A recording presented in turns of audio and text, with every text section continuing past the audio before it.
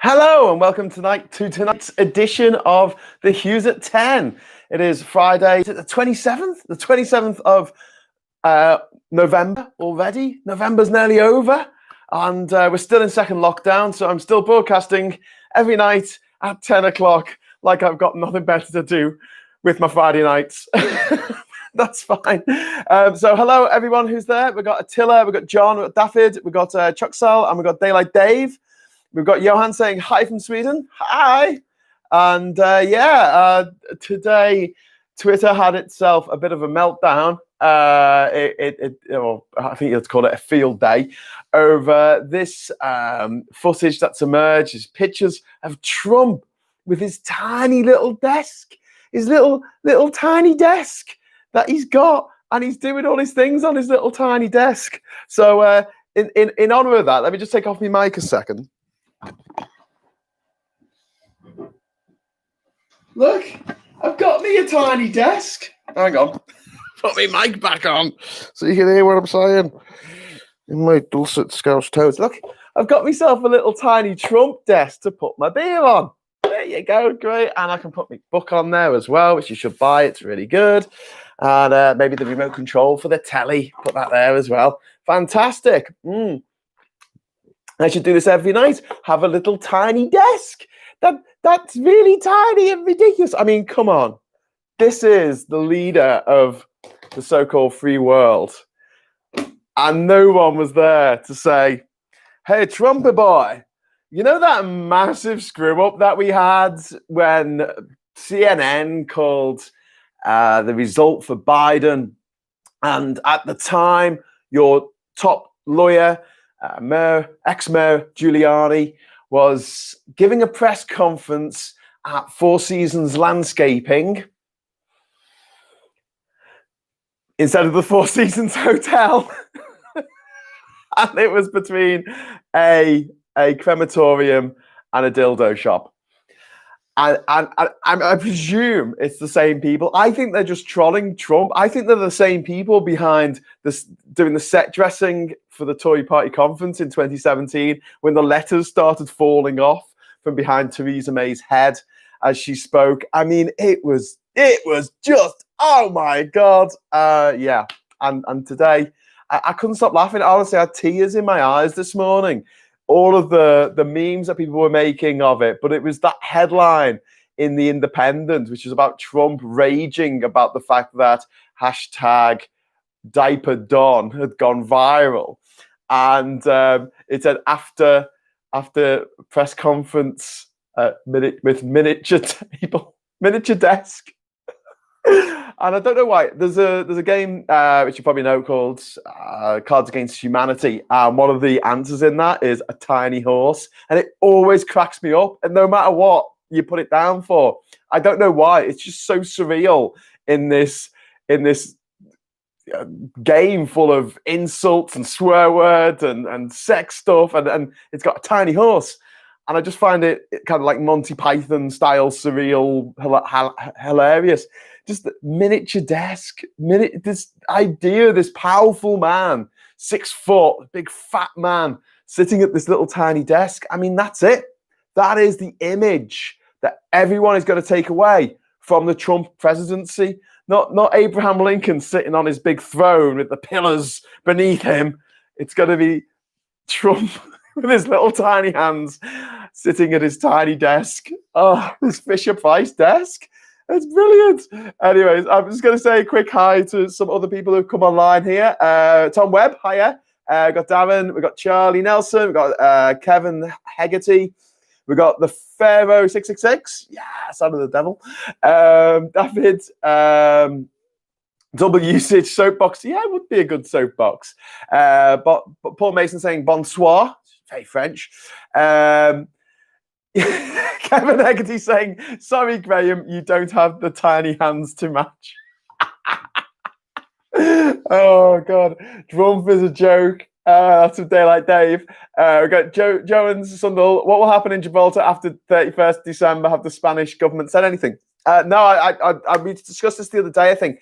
I don't think anything's going to change in Gibraltar just because they have done some kind of agreement with the EU. As far as I'm aware, so they can stay in Schengen, because their big concern is the border closing. Now, if that's fine, then Gibraltar should be able to continue on pretty much as it has been. But obviously, it depends, because they've got different tax rates, they've got their own government, like Jersey and like Guernsey and the Isle of Man. But the difference is those islands are not part of the EU, whereas Gibraltar was part of the EU because it had to be in order for that border to open with Spain in the 1980s when it was the EEC. So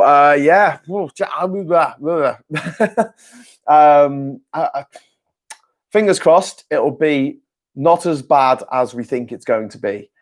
The situation in Britain, I think, is going to be worse than anything that we've imagined, and I'll talk about that in a little bit. So Darian says, hello, fellow Hughes-nauts. Hughes-nauts, that sounds like someone who's been miniaturized and injected into my bloodstream to go, I'm the pirate of the pancreas or something. Johan saying, oh, the large ass. Oh, yes. Diaper Don. This photograph of him with this big. And now, I don't know. Right? I looked a bit like Trump then, didn't I? I don't know. He's doing his accordion thing. I like it when someone puts is it an accordion or a concertina in his hand, and he's anyway. I don't know if he was wearing a nappy, an adult nappy, but I do know that he stands like the front end of a centaur. He stands really weird, and I posted something where I was like, "Hey, I've got what it reminds me of. It's that moment when the statue of Saddam Hussein in Baghdad was pulled down, but it only kind of just fell a little bit forward and didn't actually fall all the way down until they put a crane on it and yanked it. That position, it's kind of leaning forward. And I don't know whether he's got some kind of disease, or he's got some kind of medical problem, or like his handshake where he'll shake people's hands, then drag them towards him. Maybe it's something that he's learned to do. I don't know, like as a power play to lean in towards people, to put them on the back foot, because if someone leans in to you, you will naturally pull away from them. Well, I would anyway. That's why it's really weird talking to anyone who's ever acted on television, especially now it's not such a problem because we have widescreen. Yeah. But back in the days of the old 4x3, to get two actors on the telly at the same time, it was pretty much a square. You had to have them really close to each other talking, especially soap actors. So anyone that I met who was in Brookside, for instance, they were all really close talkers. They all really came up right to your face, so you could smell their breath. And I was just like moving back. So I don't know if it's a Trump power play thing or whether he's dying. I'm hoping it's the latter. That's not very nice, is it? But then again, he's not a very nice man. So waiting for Lego Trump the movie. That's from John. David says, Royal Mail hints it may seek to end Saturday letter deliveries. Great for not getting bills at the weekend, lol. Everything's online now, isn't it? It's postal deliveries. It's all postal deliveries, Graham. It's parcel deliveries, isn't it now? The big thing. Tom Monk says, sorry, I'm late. Tom, disgraceful behavior. I think you should be stricken from the list. Ban. How do I ban this guy? I'm joking. You're very welcome. I'm usually late, so tonight I wasn't. Everything worked, which was great. Trump's Four Seasons is like a Two Ronnies sketch. Now it's Alice in Wonderland. Sorry, I was laughing there. Trump's Four Seasons is like a Two Ronnies sketch. Now it's Alice in Wonderland. Exactly. She drinks a potion. She gets really big.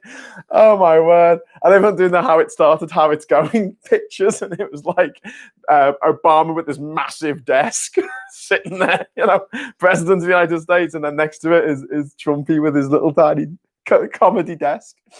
Roger King says, "Hello everyone." Hello, Roger. Kevin Hegarty says, "Do you really think Melania is really divorcing Trump?" Yeah, I would. Didn't she get another prenup when he got president? They redid their prenup because she was like, "I'm out of here. I don't want to do this." And he's like, "Oh no, you've got to stay with me for the pictures and stuff." And she said, "Oh, okay then, but you've got to give me loads of money or something." I don't know. That's what I've heard on the Jungle Drums. Tom Monk, I cannot believe how the top nuclear scientist in Iran was assassinated. So Trump retweeted this today, as is his wont, because he's a a cocksucker. He basically he's trying his best because he knows what Biden's going to do. Obviously re-enter the World Health Organization, obviously reintegrate in and lead the COP, climate change agreement signed by 200 countries around the world. They're going to re-enter that, and he's planning to lead it, and to restart the nuclear peace talks with Iran, which is something that Obama did, managed to get a country that had pretty much been out in the cold since 1980 and managed to negotiate a peace with Iran where nuclear inspectors could go in and check what Iran was doing. Trump shat all over that because he just wants to destroy. He doesn't know how to create anything. He just knows how to destroy and take credit for other people's work, like the UAE-Israel peace thing that he had nothing to do with, or the vaccine for COVID, which he had nothing to do with, or the upturn in the American stock market or economy, which he had nothing to do with. It actually happened after he got beaten in an election. So it's kind of like, oh yes, good, he's gone. Let's start trading again.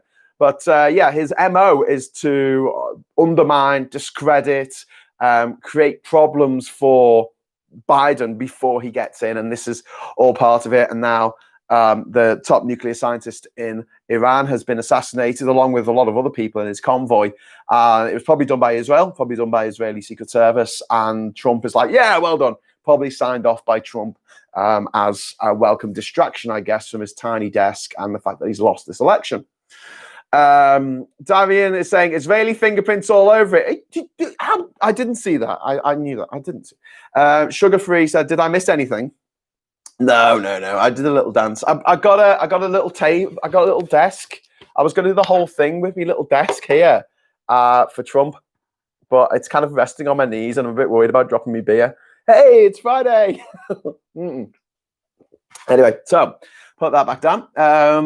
I remember the border with Gibraltar back in the early 80s. That's Daylight Dave. Yeah, the EU was massively instrumental in getting Spain, which had this historic claim over Gibraltar, which goes back to the Treaty of Utrecht. They, in the 1700s or something, correct me, they were made to calm down by the EEC. They said, look, if you're going to be a member, I think they came into the EEC in 1985, that you have to open the border with Gibraltar in order to do that. And as a result, both Gibraltar and the area around Gibraltar, where a lot of workers came in from Spain, benefited from the mutual trade that went back and forth. And I say this again and again and again.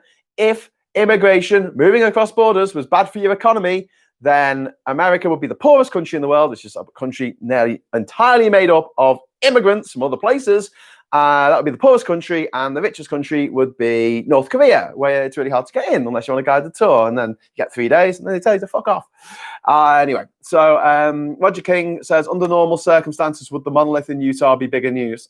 I mean, only as far as that's the kind of thing that I would do if I had the money. Seriously, I would just mess with people. There was this great story, just about 100 years ago. It must have been even longer than that. In America, I think it might have been New England, but I'm not sure. And it was this eccentric millionaire who just wrote the most amazing will just to mess with people. One of them was about the woman who could have the most children in like a 5 or 10 year period would get this huge bulk of his fortune. So there was this baby derby that went on with women just trying to have as many babies as possible in order to qualify for the award out of his will. Another thing he did was he had a holiday home or something in Florida. I should look up the details of crazy anecdotes that I go off on before doing these, but I tend to look them up afterwards and go, I wasn't quite right, but I was nearly there. I think it was 3 lawyers. He hated these 3 lawyers so much that he bought them a house together, or he gave them his summer house in Florida, and they could only use it if all 3 of them were together at the same time. And all the 3 lawyers absolutely hated each other's guts. So basically, if I had the money, and I like doing pranks, this is why the end of the EU, or was it the Brexit party on the January the 31st this year with Nigel Farage, me and Robin from the EU flag mafia, we well and truly stank bomb that whole event in Parliament Square. If anyone was there, and I don't think anyone watching this would have been there, it stank of strömming, the fermented fish thing that you get from Sweden. It was brought over by a friend of ours who's a courier driver, not saying who, but you could probably guess. And we love bombed that meeting of neo-Nazis, Claire Fox, Farage, this night of patriotism, xenophobia, and stupidity, and the whole thing absolutely reeked to high heaven. So you can thank me and Robin for that. Well, actually, more Robin than me. He was a bit more gung-ho than I was for going actually into the crowd and just dispersing this stinky, disgusting fermented herring, I think it is, from Sweden around the place. It smells of dirty nappies, fish, vomit, and death, basically. It's the smelliest substance on earth. I think it's illegal to open in an enclosed space in Sweden. It's probably illegal to open in an enclosed space here as well.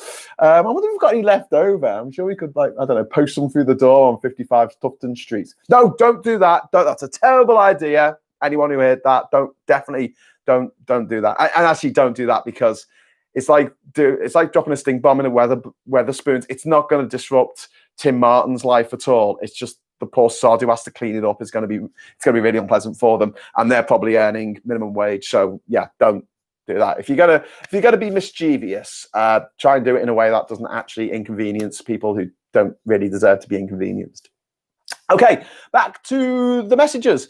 Attila, so I was saying about the monolith, that's the kind of thing that I would do. I'd just put mad art things around the place for people to discover. I'll put coding on it and stuff so people go crazy over it on the internet and try and crack the code.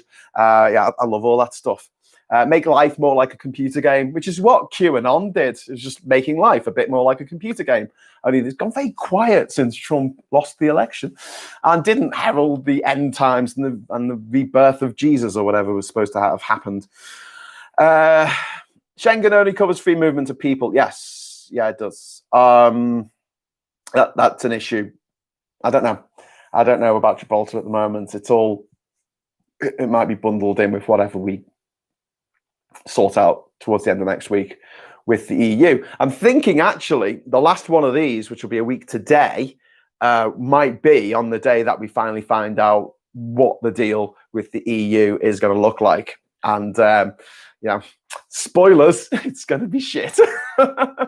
It's not going to be the land of milk and honey. We're really holding out over the fish, though. The fish, that's 0.1% of our GDP. Oh my God, we need those fish. 0.01%. Sorry, I missed a zero out. It's even less than that. I think it's about £1 billion, 1 point something billion pounds. We spent 12 times that amount on a smartphone app that didn't work. Tom Monk says it's an encyclopedia of every half-baked election fraud theory that circulated online with extra typos, including a few that have already been rejected in court. Okay. This is Tom Monk. Sorry, I missed the bit from the beginning. Exiled Trump attorney Sidney Powell this week unveiled her Kraken election lawsuit in Georgia, which was quickly subjected to ridicule for containing multiple embarrassing spelling errors. Yeah, in the very title of the piece of the submission to the court, it actually spelled, what was it? There was a word. It was like society, or just a really easy to spell word if you can spell. And yeah, they managed to get it wrong twice in the heading. Unbelievable.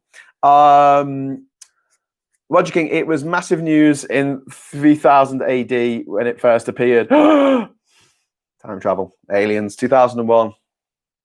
Thus spoke at Zarathustra. John Barleycorn says, when I saw the picture of Trump standing, I wondered whether he was a big Max Wall fan. Tom Monk said, should it be Hughes and Knots? Hughes and Knots. Well, my mum watches this. She's a Hughes. Hi, Mum. She's there. Sorry for swearing.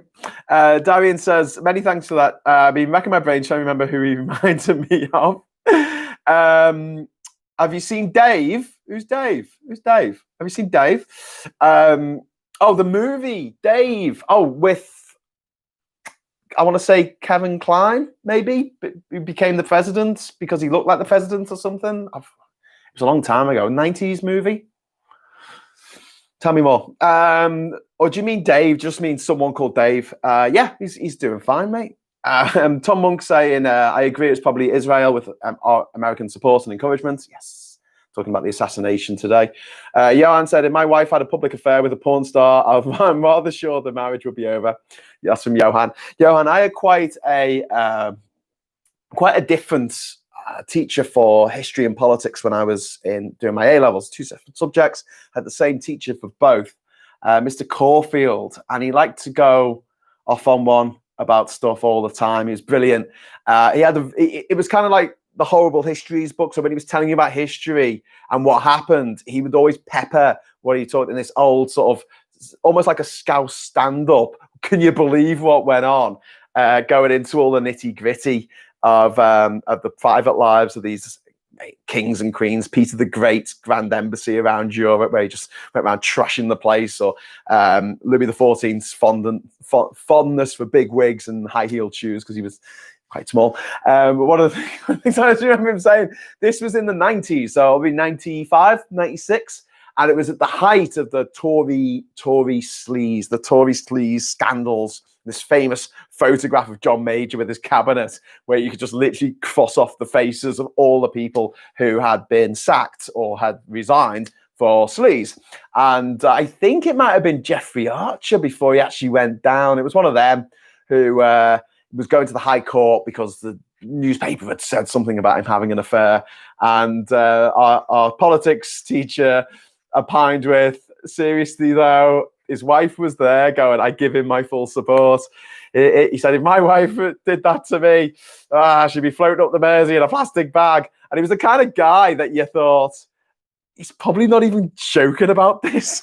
But yeah, I think he was. The point being that, like, I don't think most people will put up with that shit from their partner. But for some reason, the husbands and wives of politicians put up with all this kind of nonsense. And I assume it's because they're in a loveless marriage and they don't care because they're in it for the money. Like that Supergrass album. Anyway, so go on, Graham. Crap all over me. What? I would never do such a thing. It was probably just grateful someone else did the heavy lifting. Melina was grateful someone else did the heavy lifting. Like Trump, it seemed like Johnson has a scorched earth policy. Yes. Yes, they don't know how to create anything. They just know how to destroy stuff. That's all they can do. Tom loves the desk. I have to bring the desk back in. But after her birth and all, someone would get to see her in a bad light. I've missed a bit, I think, there. Hey, Chubb, I saw you saw you earlier elsewhere. Oh, I hope it wasn't down the pub. It's supposed to be open yet. Reporting in The Guardian, Kent rebranded Toilet of England as activists defaced loads of road signs by anti-Brexit protesters. I have no idea who did that, but if it was the EU flag mafia, I know who did that. Good on you. Yeah, they have changed the road sign, so it says, instead of Garden of England, it says Toilet of England. Bloody hell. Well, people learn it's the new name for Kentucky. Kentucky. I like that. Kentucky. Kentucky Fried Chicken. Oh, come on. Someone's got to make a Kentucky Fried Chicken van on the side of the M20. It's got to be done. Cheers, Solange, Frost, Skål, Klepis, etc. Cheers. Trumpy appears to be backpacking. Trumpy appears to be backtracking on his pledge to leave the White House if Joe wins the Electoral College. I admit I don't understand the Electoral College.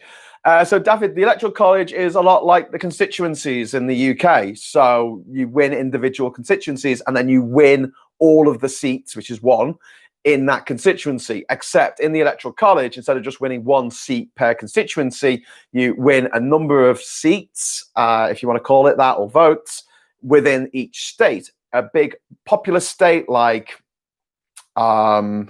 California would have something like 40 of these votes, whereas a small state, not geographically, but in terms of population, like Wyoming would only have 3 of these votes. But if you get more than 50% of the votes in California, you get all those electoral college votes. So you can often end up in a situation in which the loser of the election, and this happened in 2000 and it happened in 2016, the loser of the election gets more votes overall. 2 reasons for this, one of which is every vote over 50% in New York or California is wasted because it doesn't matter, they've already won. And also in states that are big like Texas, if you get 49% of the votes, millions and millions of votes, but they don't get counted at all because you didn't get over 50% of the vote. The other person did. So it's an intrinsically unfair system. However, there has been a call in America to get rid of it, not by amending the Constitution, because it's hard enough just to pass ordinary new laws in America, never mind actually change the Constitution, which I think going forward is going to be pretty much impossible without some massive change in the dynamics of America, I guess. Yeah, they're talking about all these states getting together and saying whoever wins the popular vote, so the vote overall in the country, whoever wins that will get all our electors, will get all of our votes for each of our states. And at the moment, there's enough states to make up 200 votes. They need to make up 270, and then they will kick this into action. Because if they can make 270 votes to get enough states to join in this pact to get 270 votes, then from now on, or from that election forward, it would mean that whoever wins the popular vote in the country would win the presidency. And that has so many great knock-on effects. First of all, it's great for democracy because it means that the person who gets the most votes bloody well wins. The idea that Hillary Clinton got 3 million more votes than Trump in 2016 and yet didn't win the election is just absurd in what's supposed to be a democracy. Don't get me started on first past the post in the UK, but the electoral college is effectively a form of first past the post in America, and it is intrinsically unfair. It makes people who live in rural, isolated areas, states with low populations, it gives their vote more power than someone who lives in a city, which I think is it's just intrinsically unfair. And the other great thing that this would do, apart from enlivening democracy, is it would mean that presidential candidates would have to campaign across the whole of the United States, which is something they don't do at the moment because they don't need to. Hillary Clinton didn't need to campaign in California. It's taken as read. She's going to get it. Joe Biden didn't need to campaign in New York. Yeah, no one goes to Alaska to get anyone's vote because it just goes to the Republicans. It's not worth your time and effort to go over there to get people on side. And so these states, these bellwether states like Ohio and Florida and Pennsylvania, they end up getting all the attention, all the money and the resources poured into them. And don't forget, these elections cost millions and millions of dollars. All that money is being spent somewhere. It's being spent on the swing states to the detriment of the states that, like Oklahoma, where no one's spending any money because they're always going to vote Republican no matter what. So what's the point? So hopefully in the future, the electoral college will be a thing of the past and enough states will get together and say, we are going to vote no matter what people vote in our particular state. We are going to vote. We're going to send all of our electors. We're going to send all of our votes for the winner of the popular vote overall in the entirety of the United States of America. And that would also be good because that mean that you could enfranchise places like Puerto Rico, the US Virgin Islands, Northern Mariana Islands, American Samoa and Guam without having to give them electoral college votes. You could actually just give them a vote on the presidency, which they should have anyway.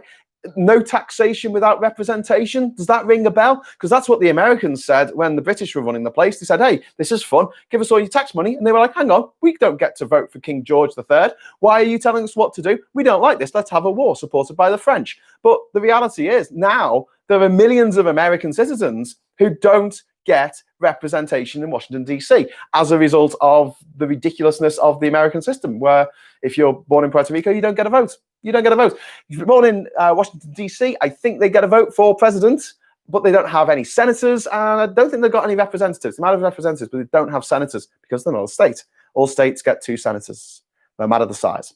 Anyway, quickly back to your things. We are halfway through. We are just coming up to the half hour. Oh, we're there. We're at the half hour mark. So I'm going to just ask you very, very nicely if you would be so kind as to give this video a like. Just a quick thumbs up, just to say, yeah, Graham, well done for putting yourself through this for over 3 weeks solid. So yeah, thank you. Appreciate that. Right, back into your messages. Part of the job description. Trump did say yesterday that if the Electoral College votes against him, he will leave the White House. Yeah, and then he backtracked on it today, Tom. There's always the pool boy. Charlie Nelson, Jacob Rees-Mogg today said, under Labour, our constitution was vandalised and the whole of the United Kingdom suffered. We must undo their foolish tinkering. What constitution? We don't have a constitution. It's unwritten. It's just whatever you want it to be. That's why the government are allowed to break the law and get away with it, break the rules, break any kind of, I don't know, codes of moral conduct, the ministerial code. Just break it, doesn't matter. Phil Spicer, Jeffrey Archer, reassuring back then that a corrupt Tory politician could actually get banged up. Jonathan Aiken did as well, didn't he? I hold little hope for such justice now. Well, yeah. The thing is, Jeffrey Archer, he went up against the newspapers, didn't he? Was it the Mirror, I think, that ran a story about him in about 1989, that he had had sex with a prostitute, and he sued the newspaper for lots and lots of money. And I think it was like £2 million or something. It was a ridiculous sum of money. And it turned out that he was lying and that he had slept with a prostitute that the newspaper had said that he had. So that's why he went to jail. I think it was for perjury. I mean, God, imagine if this lot of politicians had to go to jail for lying. Could you imagine that? It would almost double the British jail population overnight. Makes sense to me that if the East Anglia sometimes gets called the rump of Britain, anatomically that makes Kent the rectum. A bit harsh on poor old Kent. They only voted for Brexit 61%. Oh yeah, sorry, they did vote for Brexit 61%. Callie has 55 votes, 55 electoral. I said 50, didn't I? About. Come on, I'm British. I'm not supposed to know this stuff. Excuse my excuse. I like when people say to me, why do you know stuff about American politics? Why do you care? Americans say, why do you care? It's like, because whoever's in charge of America is essentially the leader of the world. That's it. And what happens around the world is very much dictated by who is president of the United States at any given time. And I know that the march of history is such that things can happen and we don't know whether things are going to fall apart for one country or get back together for another, independent of American influence or meddling. But it doesn't help when the country with the money, resources, and the willingness to be able to help in these situations just pulls in on itself and becomes very isolationist, as it was in the 1930s until the bombing of Pearl Harbor. And it's one of those things, if you ignore the outside world too long, the outside world will come knocking, as we saw with Pearl Harbor and with 9/11, which was the direct result of the Americans pulling out of Afghanistan. Well, not pulling out, they weren't there technically. The CIA funded the rebel groups, the Mujahideen, in Afghanistan in the 1980s to fight the Soviets, who they saw as the invaders of Afghanistan. And the Mujahideen won, and Charlie Wilson, in the book Charlie Wilson's War, in the film with Tom Hanks, he says, we've got to rebuild this place. We've got to give money to education and hospitals and roads and infrastructure. You know, the country's been ravaged by war for 10, 15 years. And the House Congressional Committee on allocating funds for redevelopment said, no, we've spent enough on that place. Like, yeah, but everything we spent was on bloody weapons and bombs and stuff. We need to clear up this stuff. And they went, no, we're not going to do that. And that was in the early 90s. And then 2001, so 10 years later, give or take. And yeah, you had a lot of angry young men with guns. The country had descended into civil war by then. That was eventually won by the Taliban. When the Taliban came into power, people in Kabul were like, yay, fine, we're going to get peace again. And that feeling of euphoria lasted for some total of about 5 minutes before the Taliban started telling everyone how they should dress and what they should do and what they should behave, how they should behave, and banned kites. They banned kites. It's a weird thing to ban. I mean, you know, it was one of the few things that people in Afghanistan took pleasure in. The kites. They destroyed the Buddhas. Is it Buriyama, the Buddhas that they blew up? These famous 2,000-year-old Buddhas, and they turned the national soccer pitch, the national football pitch, into an execution field for hacking off people's heads.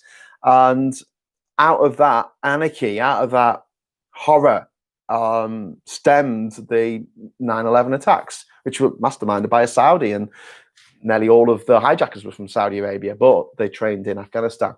And then after 9/11, they didn't go, oh, that was pretty much Saudi who did that. They said, oh, well, although the guy who masterminded it was Saudi, and although most of the people who actually got on the planes were from Saudi Arabia, but we'll go and attack Afghanistan instead because it's an easy target. We're mates with the Saudis. So what are you going to do? Again, America ignores the rest of the world at its peril. It really does. And it's a fine balancing act, because if America interferes too much, as it did in a lot of countries in Latin America, you know, this is a country that invaded Nicaragua, it invaded Panama, I mean, it invaded Grenada under Reagan without anyone's permission, just invaded Grenada. Like, quick, take Grenada! As if it's this hugely strategically important place that needed to be invaded somehow. And Congress looked at that and went, what are you talking about? This is insane. Bring those people back. But because the president's got so much power, I think troops stayed there for quite a while before they actually got pulled out of a illegal incursion into someone else's country. But yeah, Trump going back to those days of America first and forget the rest of the world. The rest of the world doesn't matter. We're going to do everything that's in America's interest. America's economic interest, short term. So America, short term interest. Actually, I'm gonna narrow this down. New York, so the stock markets, narrow financial capitalist interests in the short term. That's the way that Trump ran the place, which obviously got absolutely smackarooned when reality came knocking, knock, knock, knock, in the form of COVID-19, and there was no world leadership to actually make it so all the countries in the world had an agreed system of how we were going to deal with this, and took the best practice from the countries that handled it best, like South Korea, like Vietnam, like Thailand, like Singapore, like Thailand. We didn't. No one did that. Trump just ignored it.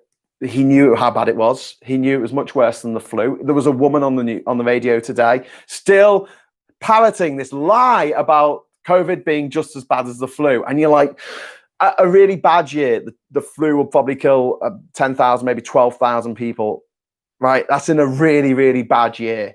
We are now well over 70,000 excess deaths this year, okay? So it's not just like, it's really, really, really not like just like the flu. Well, actually, it's a bit like the Spanish flu, which killed over 1 million people back in 1919. But I think we're coming up to, we've either passed that marker already, or we're coming up to past that marker in worldwide COVID deaths in a much smaller time frame. So yeah, COVID, more deadly than the flu, a lot more deadly than the flu. Please stay safe. We've had the tier system come in today. I'm going to go back into your messages in a moment because I'm probably getting really behind. But the tier system, what the hell? Why? Just have a nationwide for England. So you have England's rules, Scotland's rules, Wales rules. Okay, make your own rules up. But just what is the point of nearly everyone being in tier 3 and then a couple of places being in tier 2? I don't think anywhere's in tier 1.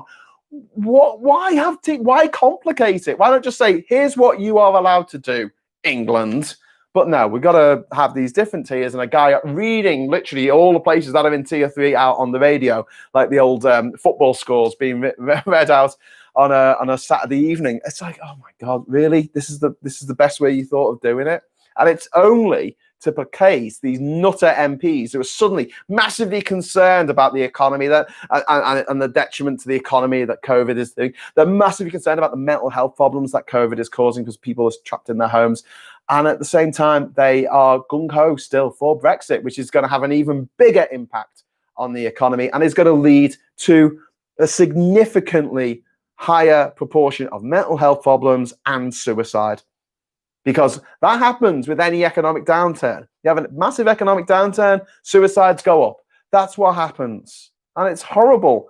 And this is why we shouldn't try for a society that, we shouldn't aim for a society that consciously decides to scupper its own economy. That's just ridiculous. It's bad for the health of the nation, the political health, the social health, but also the mental health. Don't pretend like you care about it now, Mr.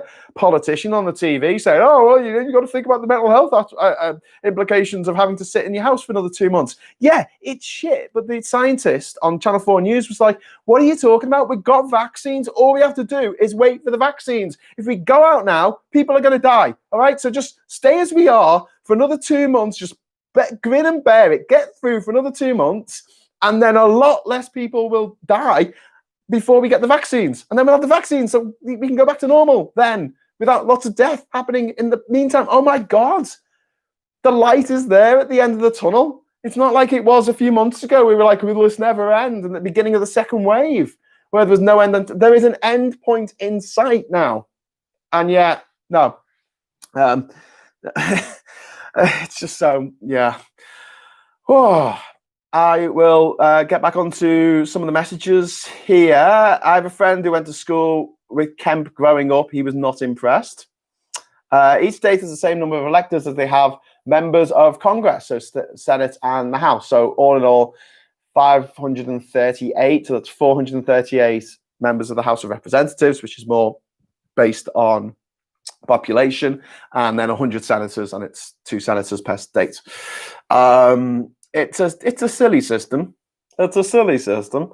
Tom Monk, not right. Some states are moving to deliver them proportionately when more than 50%. That will be law. No, Johan, this is a collective endeavor by different states. That it's not going to be the law. Because each state makes up its own law. So okay, yeah, it'll be a state law. It won't be a federal law. It won't be.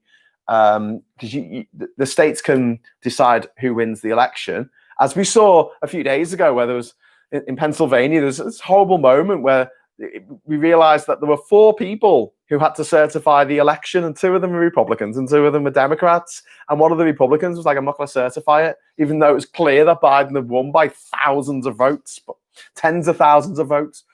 One benefit from unwritten constitution is you can easily keep up with the times. The right to bear arms was written at a time of smoothbore muskets. Yeah, we discussed this before. Chubby with guns in America. I could bore you to death for hours on that one. Would the pact be legally enforceable? I mean, yeah, like I say, if that pact goes ahead and they've got over 270 votes, it doesn't matter what the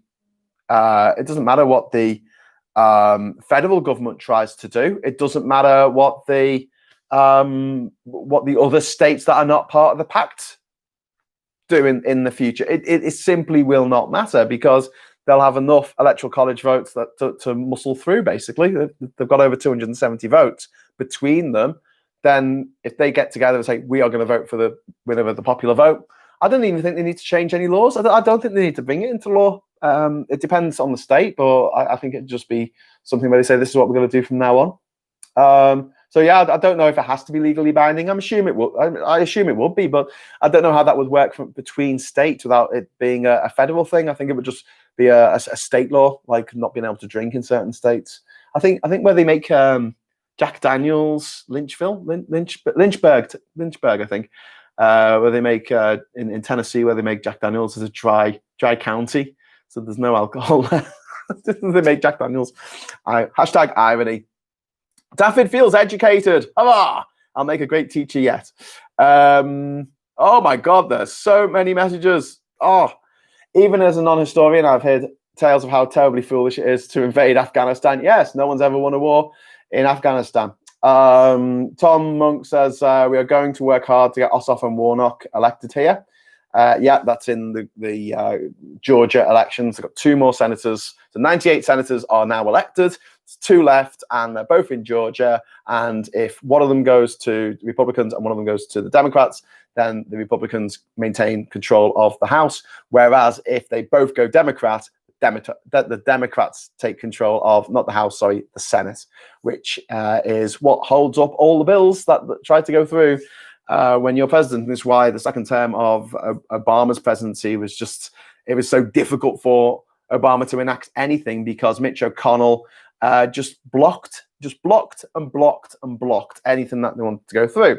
But this is another problem I have with presidents, because say it's the other way around, right? Say the opposing party has both the House of Representatives and the Senate.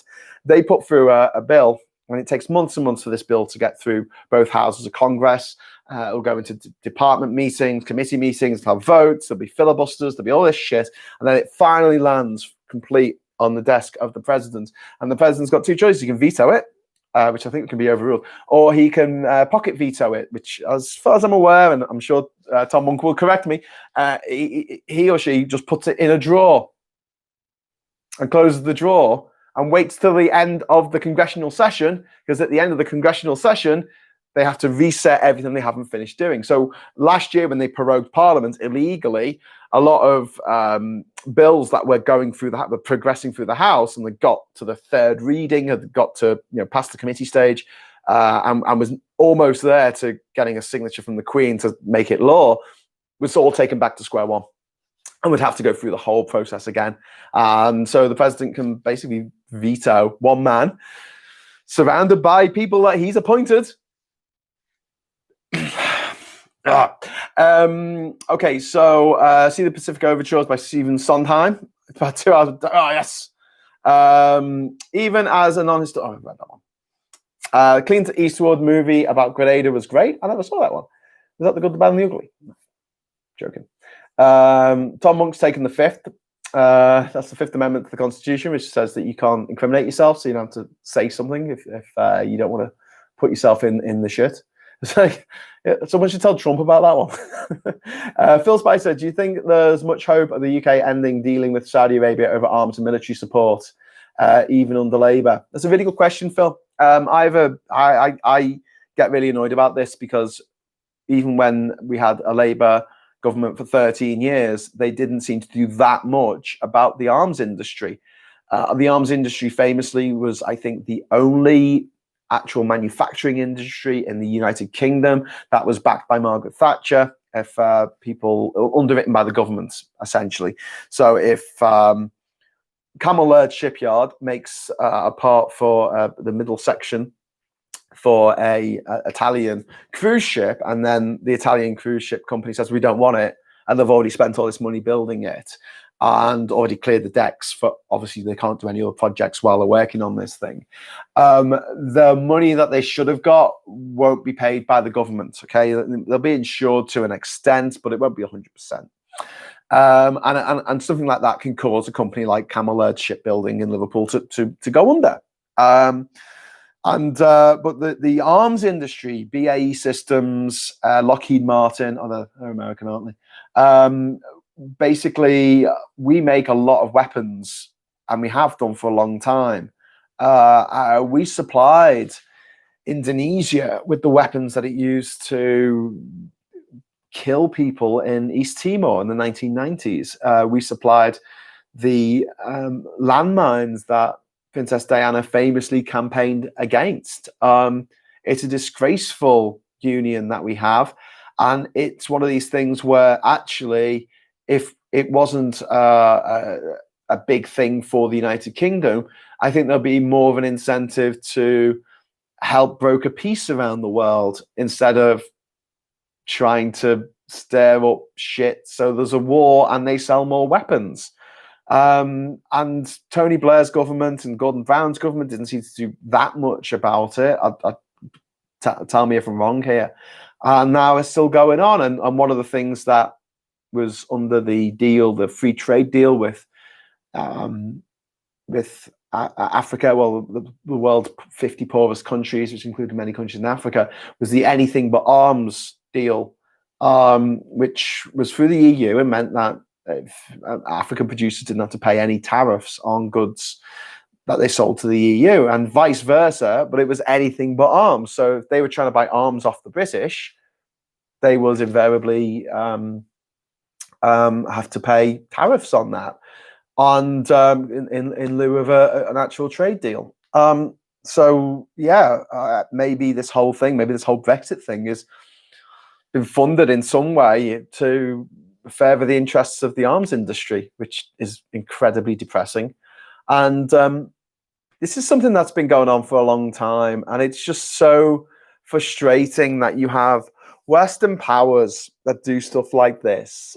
The diamond scandal in Sierra Leone. If you've seen the movie Blood Diamond, De Beers owns all the diamond mines, or all the diamonds in the world. They bought them all up, and people died because they wanted to keep the value of diamonds high. The UK sells arms. America is a huge arms dealer. America's sold all these arms to Saudi Arabia, which has been using to bomb the shit out of Yemen, which is now millions of people there are now facing starvation as a result. And then what we do is we supply these dictators, nasty bastards, with all these arms, and they use them to kill their own people. And then once, through bloodshed, through horrific acts of violence, that dictator is finally toppled. And it turns out that they didn't really have the money to buy all those helicopters and bombs and weapons, and guns and bullets. And that dictator plunged the country into lots of debt that had been accrued by loaning money from banks in, I don't know, Switzerland, the UK, the Cayman Islands. And the fledgling democracy trying to get on its feet through years of blood and turmoil is somehow saddled with billions of dollars worth of debt from the people who were the previous occupants of the office, who shouldn't have been lent the money in the first place. These people lent money from the West to spend on arms bought from the West to kill their own people, to make people who were just living their lives dead. And it's a vicious cycle. It really is. And it seemed like we had broken it to some extent by about 2010. And then it all went to shit very quickly afterwards. Obviously, the credit crunch had a bit of a role to play, but it was the advent of the Arab Dawn, which at the beginning, great. It was supported by a lot of people in Tunisia, in Egypt, but it led to the Muslim Brotherhood taking power in Egypt, the leader of which I think is now in jail.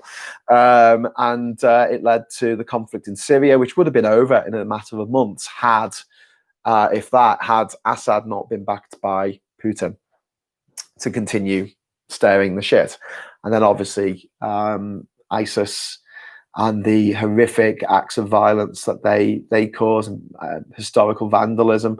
Palmyra in Syria, buildings were destroyed. I think it was in Timbuktu in Mali, in Africa.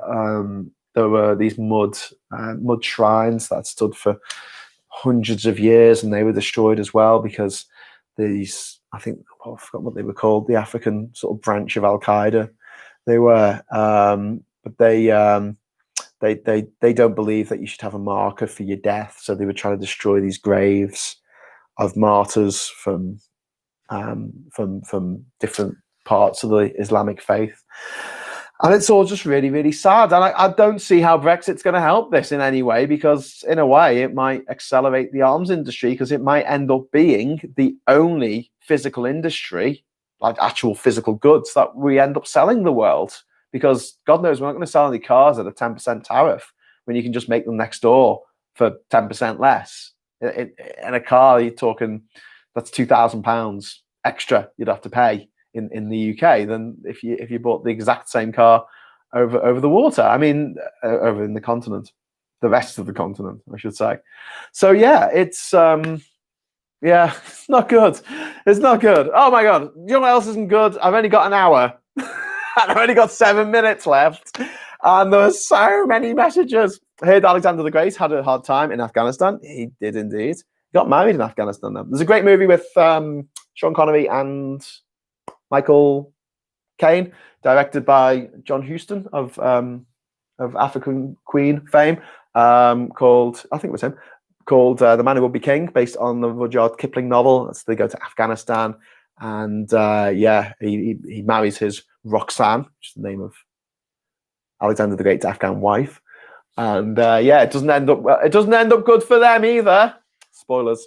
But yeah, pretty much anyone who's gone to Afghanistan's just been absolutely screwed over because it's quite inhospitable terrain, and the locals know it. They know it like the back of their hand. Same in Vietnam.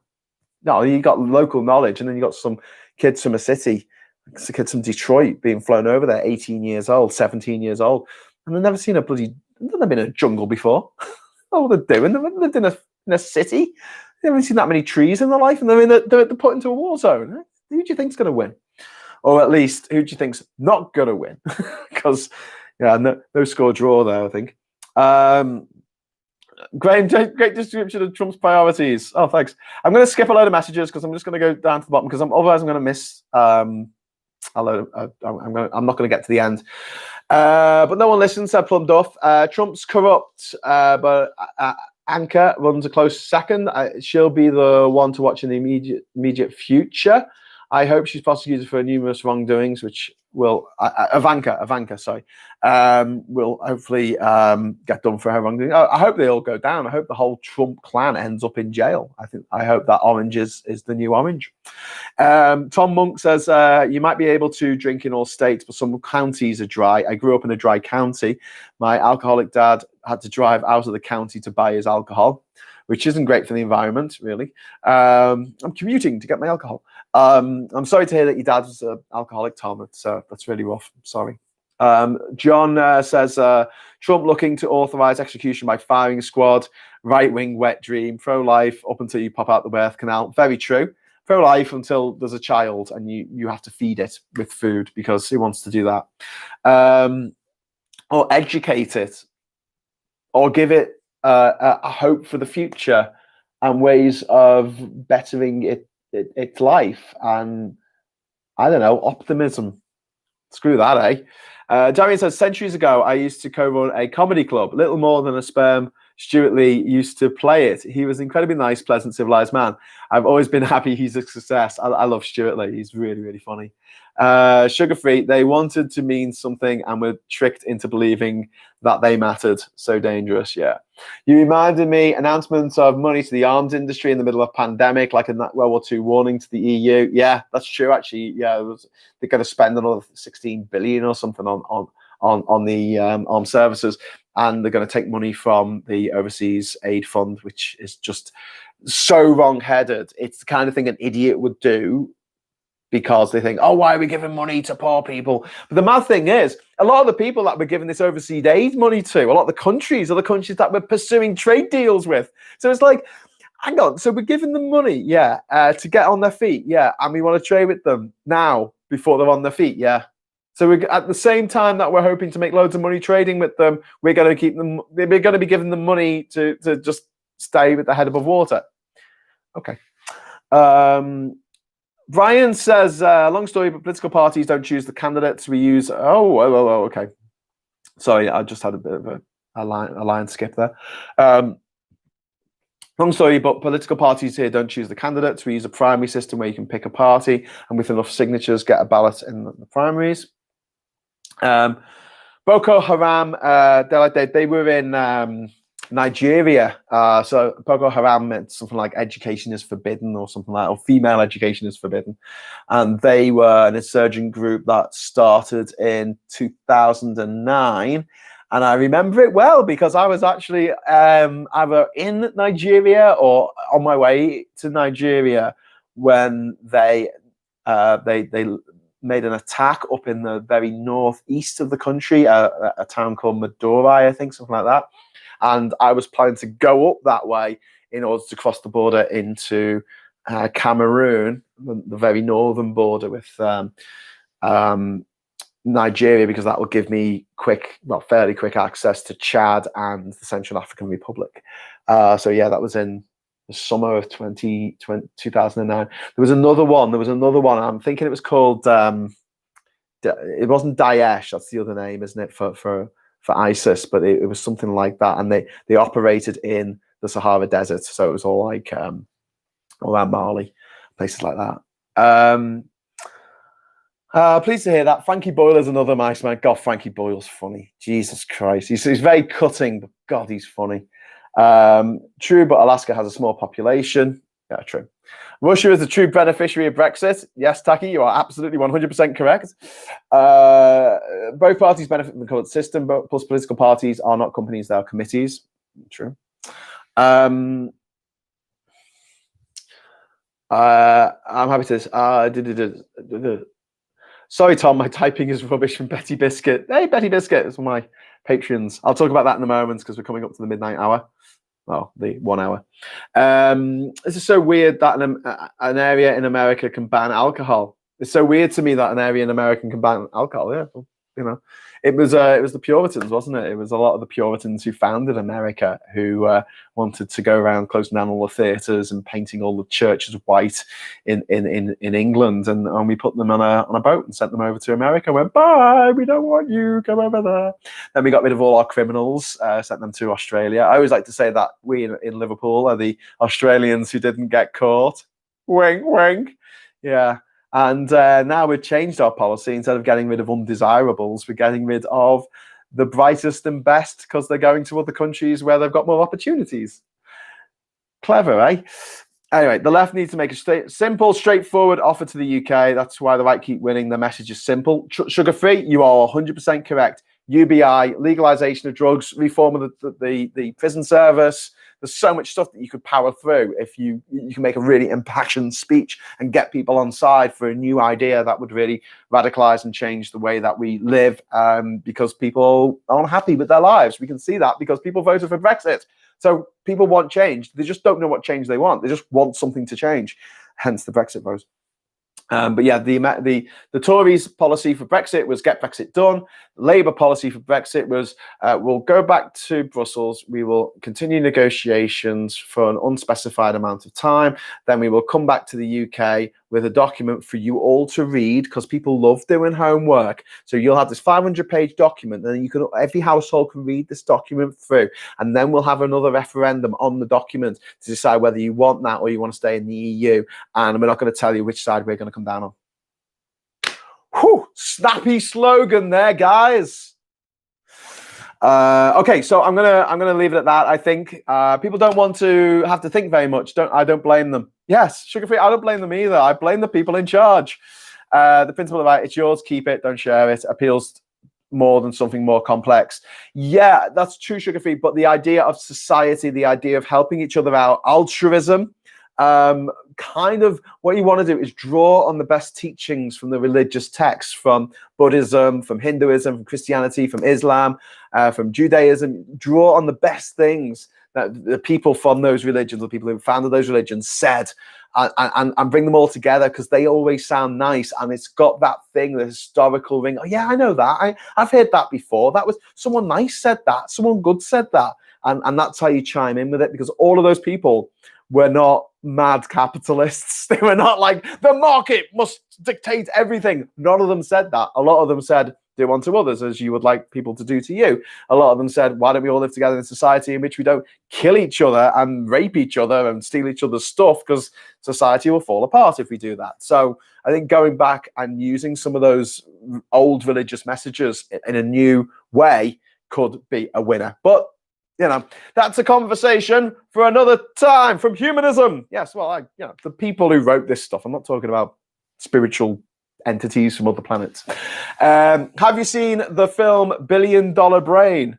Is that the third in the Harry Palmer series, $1 Billion Brain? It is, isn't it? So you had Ipcris File, Funeral in Berlin was the second one, I think, and then $1 Billion Brain was the third one. I don't remember anything about it except there was a train, I think, and there was lots of snow.